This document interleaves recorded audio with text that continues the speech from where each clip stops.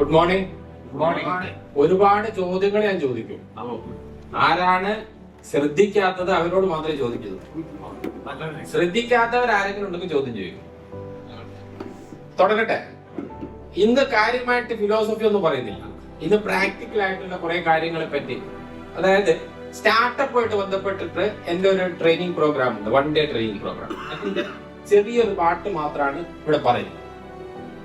Startup എന്ന് പറഞ്ഞാല് പുതിയ പുതിയ സംരംഭങ്ങൾ, അതായത് മനുഷ്യന്റെ മനസ്സിൽ വരുന്ന ആശയങ്ങളെ അത് പ്രാക്ടിക്കലായിട്ട് കൊണ്ടുവന്നിട്ട് അത് കൊമേഴ്ഷ്യലൈസ് ചെയ്യുമ്പോഴാണ് അത് സ്റ്റാർട്ടപ്പ് ആയിട്ട് മാറുന്നത്.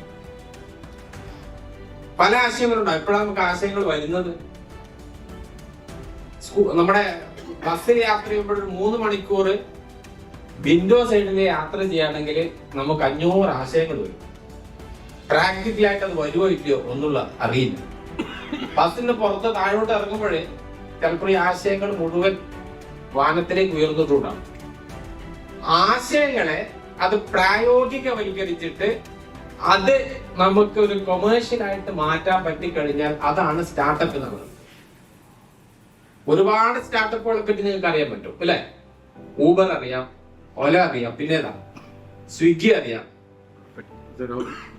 ഇങ്ങനെ പറയപ്പെടുന്ന 99% സ്റ്റാർട്ടപ്പുകളും പരാജയപ്പെടുമ്പോൾ 1% മാത്രമേ ജയിക്കുന്നുള്ളൂ. ആ ജയിക്കുന്നത് മാത്രമേ നമ്മൾ അറിയുന്നുള്ളൂ. എന്തുകൊണ്ടാണ് ഇത് പരാജയപ്പെടുന്നത്? എവിടെയാണ് നമുക്ക് ആശയം തിരഞ്ഞെടുക്കുന്നതിൽ പാളിച്ച വരുന്നത്? അവിടെയാണ് നമ്മൾ ശ്രദ്ധിക്കേണ്ടത്. വളരെ പെട്ടെന്ന് പറഞ്ഞു പോവാം. ഒരുപാട് ആശയങ്ങൾ വരുമ്പോൾ അതിനകത്ത് നിന്നും 2-3 ആശയങ്ങളെ ഷോർട്ട് ലിസ്റ്റ് ചെയ്യുന്ന കാര്യങ്ങൾ മാത്രമേ ഇവിടെ പറയുന്നു. കുറെ ആശയങ്ങളുണ്ട് അല്ലെ? ഇപ്പൊ നമ്മുടെ കൂട്ടത്തിൽ തന്നെ ആദ്യമേ ഒരു കാര്യം പറയാം. കോർപ്പറേറ്റ് സെക്ടറിൽ ജോലി ചെയ്യുന്ന ആളാണെങ്കിൽ അദ്ദേഹത്തോട് ആരായാലും അവരോട് ആദ്യം പറയുന്ന പരിപാടി, നിങ്ങൾ ആശയവുമായിട്ട് സ്റ്റാർട്ടപ്പായിട്ട് പുറത്തു വരുന്നതിന് മുമ്പേ നിങ്ങളുടെ നിലവിലുള്ള വരുമാനം തടസ്സപ്പെടുന്ന രൂപത്തിൽ ഒന്നിലാണ് അവരുടെ ഇരിക്കുന്നത്. അതേപോലെ ഇവിടെ ഉള്ളവരെല്ലാം ബിസിനസ്സുകാരാണ്. 1ാം ജനറേഷനോ 2ാം ജനറേഷനോ അല്ലെങ്കിൽ പുതുതായിട്ട് തുടങ്ങിയവരായിരിക്കാം. ആദ്യമായിട്ട് പറയാനുള്ളത്, നമ്മുടെ സ്വന്തം ബ്രെഡ് ആൻഡ് ബട്ടർ ആയിട്ടുള്ള ഈ സംഗതി നമ്മുടെ ഫോക്കസ് മാറാതെ മാത്രമേ അടുത്തൊരു സ്റ്റാർട്ടപ്പിലേക്ക് പോകാവൂ. അല്ലെങ്കിൽ കയ്യിലുള്ളത് നഷ്ടപ്പെടുകയും ചെയ്യും, പറക്കുന്നതിന് പിടിക്കാൻ പറ്റാതെ ആവും. ക്ലിയർ? യെസ് ഓർമ്മ? യെസ്. ഒന്നാമത് ശ്രദ്ധിക്കാനുള്ളത്, ഒരുപാട് ആശയങ്ങൾ യൂറോപ്പിലോ US-ലോ ഉള്ള ഒരു ഐഡിയ ഇവിടെ കൊണ്ടുവന്ന് ഇംപ്ലിമെന്റ് ചെയ്യാൻ വേണ്ടിയിട്ട് നമ്മൾ കൊണ്ടു നടക്കും. ഇതുവരെ ആരും കൊണ്ടുവരാത്തൊരു ഐഡിയ ആണ് ഞാൻ കൊണ്ടുവരാൻ എന്ന് കരുതിയിട്ട് ഇങ്ങോട്ട് കൊണ്ടുവരാൻ നിൽക്കരുത്. അതിന് വേണ്ടിയിട്ട് വല്ലാതെ പാടുപെടരുത്. മിഡിൽ ഈസ്റ്റിൽ നമ്മൾ ജോലി ചെയ്തിട്ടുള്ളവരാണെങ്കിൽ അവിടെ കുറെ ഐഡിയാസ് ഉണ്ടാവും. മനസ്സിലിട്ട് തകർത്ത് ഉഷാറാക്കി ഇവിടെ വന്നിട്ട് എല്ലാം മാറ്റിമറിക്കണമെന്ന് കരുതിയിട്ട് ഇവിടെ വന്ന് ഇറങ്ങും. ഇവിടുത്തെ സാഹചര്യം എൻറ്റയർലി ഡിഫറെന്റ് ആണ്. ഫസ്റ്റ് റണ്ണർ ആവാൻ വേണ്ടി ശ്രമിക്കരുത്. ഏറ്റവും നല്ലത് എന്ന് പറയുന്നത്, നിലവിൽ എവിടെയെങ്കിലും ഉള്ള ഒരാശയം, നന്നായിട്ട് പോകുന്ന ഒരാശയം എക്സാക്ട്ലി ഇവിടെ കൊണ്ടുവന്ന് കോപ്പി അടിക്കുകയാണെങ്കിൽ വളരെ പെർഫെക്റ്റ് ആയിരിക്കും.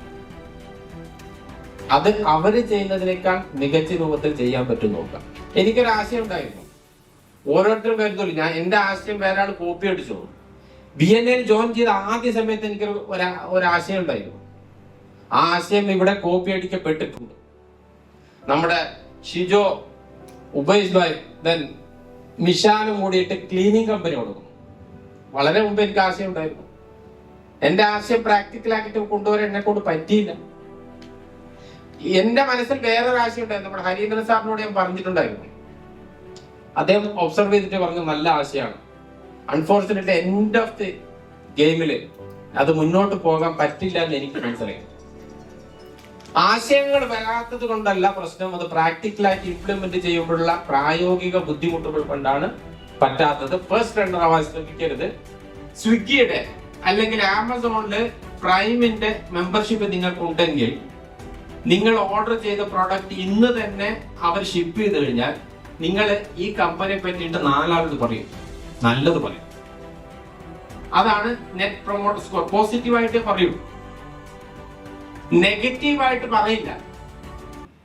എന്നാൽ നമ്മുടെ നാട്ടു പുറത്തുള്ള ഒരു മീറ്റ് ഷോപ്പിൽ പോയി കഴിഞ്ഞാൽ അവിടെ നടക്കുന്ന ബിസിനസിനെ പറ്റിയിട്ട് നിങ്ങൾ ഒരിക്കലും വേറൊരാളോട് അത് പ്രൊമോട്ട് ചെയ്ത് പറയില്ല, നെഗറ്റീവായിട്ട് പറയുള്ളൂ, അല്ലെങ്കിൽ പറയാതിരിക്കാൻ ശ്രമിക്കും.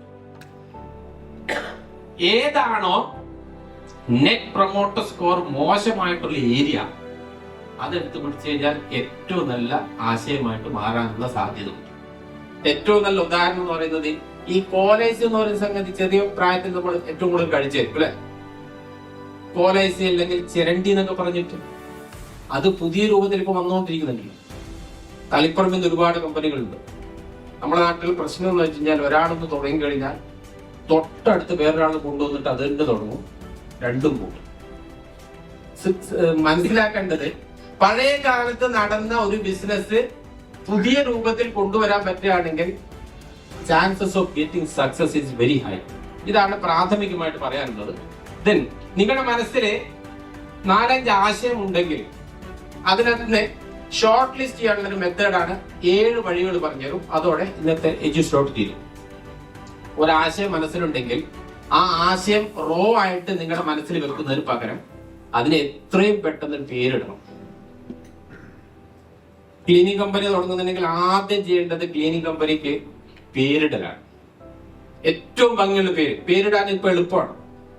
ചാറ്റ് GPT പോയി കഴിഞ്ഞാൽ എന്താണ് ത്രസിപ്പിക്കുന്ന പേര്, ഏറ്റവും മികച്ച പേര് കണ്ടുപിടിക്കുക. ആ പേര് നമ്മൾ ഇട്ട് കഴിഞ്ഞാൽ ആ ആശയത്തോട് നമ്മൾ മാനസികമായിട്ട് ഒരുപാട് അടുക്കും. ഒന്നാമത്തെ സ്റ്റേജ് എന്ന് പറയുന്നത് നെയിമിംഗ് ദി ബിസിനസ്. രണ്ടാമത്തത് എന്താണ് ബിസിനസ് ചെയ്യുന്നത് എന്നുള്ളത് ഒരു സിംഗിൾ ലൈൻ, 1 ലൈൻ കൊടുക്കുക. അതിന്റെ കൂടെ തന്നെ എന്ത് പ്രശ്നമാണ് ഇത് പരിഹരിക്കാൻ പോകുന്നത് അല്ലെ. ഒരു പ്രശ്നത്തിന് പരിഹാരമല്ലേ ഒരു സ്റ്റാർട്ടപ്പ്. മനുഷ്യൻ അലട്ടിക്കൊണ്ടിരിക്കുന്ന പ്രശ്നത്തിന് പരിഹാരം ഉണ്ടാക്കുന്നത് കൊമേഴ്ഷ്യലൈസ് ചെയ്യുന്നു.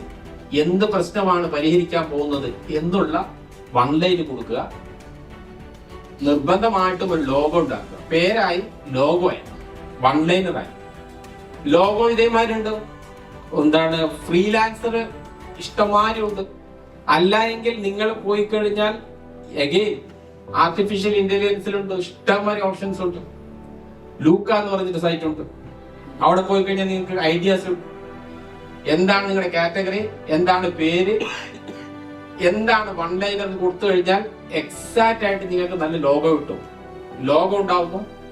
ദെൻ ഡൊമൈൻ ബുക്ക് ചെയ്യണം. ഹോസ്റ്റ്ഗേറ്ററോ അല്ലെങ്കിൽ ഗോഡാഡിയിലോ പോയിട്ട് ഒരു ഡൊമൈൻ ബുക്ക് ചെയ്യാം. ഡൊമൈൻ ബുക്ക് ചെയ്യാൻ $5. .com ആണ് ഏറ്റവും ബെസ്റ്റ്. .com കിട്ടിയിട്ടില്ലെങ്കിൽ .in minimum. അല്ലാതെ ഇൻഫോ എന്നൊക്കെ പറഞ്ഞിട്ട് കുറെ ഉണ്ട്. പക്ഷെ ഏറ്റവും കോസ്റ്റ്ലി, ഏറ്റവും മികച്ചത് .com ആണ്. അത് കിട്ടാൻ വേണ്ടി ശ്രമിക്കുക. അല്ലെങ്കിൽ .in മിനിമം. ഇതുണ്ടായി കഴിഞ്ഞാൽ തീർച്ചയായിട്ടും ഒരു ലാൻഡിംഗ് പേജ് ഉണ്ടാവും. ഗോഡാഡിയിൽ പോവാണെങ്കിൽ നമുക്ക് ഫ്രീ ആയിട്ട് ഒരു ലാൻഡിംഗ് പേജ് ഉണ്ടാവും, ഒരു ഇമെയിൽ അഡ്രസ് ഉണ്ടാവും. ഈ 2 സംഗതികളും നമുക്ക് നിർബന്ധമാണ്. അടുത്ത സ്റ്റേജിൽ അത് എന്തിനാണെന്ന് മനസ്സിലാക്കും.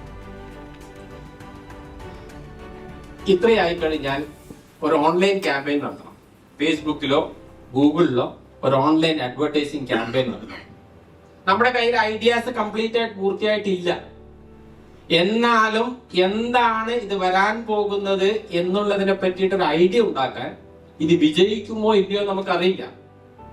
അത് പരീക്ഷിക്കാൻ വേണ്ടിയിട്ട് ഓൺലൈൻ ക്യാമ്പയിൻ നടത്തുക. ഓൺലൈൻ ക്യാമ്പയിൻ നടത്താൻ ഏറ്റവും കൂടി പോയി കഴിഞ്ഞാൽ ഇതെല്ലാം കൂടി കഴിഞ്ഞാൽ $100 മാക്സിമം പോയി 10,000 രൂപക്ക് ഒരു ഐഡിയ നമുക്ക് സക്സസ് ആകുമോ ഇല്ലയോ എന്ന് മനസ്സിലാവും. 3 ഐഡിയ ഉണ്ടെങ്കിൽ 30,000 രൂപ. 30,000 രൂപ മുടക്കി കഴിഞ്ഞാൽ ഇതിനകത്ത് ഒരാശയം നമുക്ക് തിരഞ്ഞെടുക്കാൻ പറ്റും. അല്ല എങ്കിൽ ബ്ലാങ്ക് ആയിട്ട് നമ്മൾ ഓഫീസ് തുടങ്ങുന്നു, അക്കോമഡേഷൻ ശരിയാക്കുന്നു, ലോഗോ വെക്കുന്നു, എല്ലാം കൂടി ചേർന്നിട്ട് അവസാനം ഇത് പരാജയപ്പെടുകയാണെങ്കിൽ ഈ 30,000 പകരം നമുക്ക് നഷ്ടപ്പെടുന്നത് 3 ലക്ഷമോ 5 ലക്ഷമോ ആയിരിക്കും. അതിനു പകരം ഈ മെത്തേഡിലൂടെ പോവുകയാണെങ്കിൽ തീർച്ചയായിട്ടും നിങ്ങൾക്ക് ചിലവ് കുറക്കാൻ പറ്റും. കോസ്റ്റ് പെർ ക്ലിക്ക്, ഒരാള് ക്ലിക്ക് ചെയ്യുന്നതിന് എത്ര കോസ്റ്റ് ആവുന്നുള്ളത് മനസ്സിലാവും. CTR കിട്ടും, ക്ലിക്ക് ത്രൂ റേഷ്യോ. എത്ര ആള് കാണുന്നുണ്ട്, അതിൽ എത്ര പേര് ക്ലിക്ക് ചെയ്യുന്നുണ്ട്, നമ്മുടെ ആശയമാണ്. പുതിയൊരു ആശയം എത്ര പേര് ഇത് അട്രാക്ട് ചെയ്യപ്പെടുന്നുണ്ട് എന്നുള്ള ഡാറ്റ കിട്ടും. Then cost of getting in email address, CTA. ഒരാള് ഒരു ആക്ഷൻ എടുക്കുന്നതിന് എത്ര രൂപയാണ് നമ്മൾ ചെലവഴിക്കുന്നത് എന്ന് മനസ്സിലാവും. ഇതിന്റെ ഏറ്റക്കുറച്ചിലുകൾ അങ്ങോട്ടും ഇങ്ങോട്ടും കാൽക്കുലേറ്റ് ചെയ്ത് കഴിഞ്ഞാൽ 3 ആശയത്തിൽ നിന്നും ഒരാശയം സുഖകരമായിട്ട് നിങ്ങൾക്ക് എടുക്കാൻ പറ്റും, അല്ലെങ്കിൽ ഈ 3ഉം പറ്റാത്തതാണ് എന്ന് തീരുമാനിക്കാൻ പറ്റും. ഇതാണ് ശാസ്ത്രീയമായിട്ടുള്ള ഒരു ആശയം തെരഞ്ഞെടുക്കുവാൻ അല്ലെങ്കിൽ ഷോർട്ട് ലിസ്റ്റ് ചെയ്യുവാനുള്ള വഴി എന്ന് പറയുന്നത്. Thank you very much.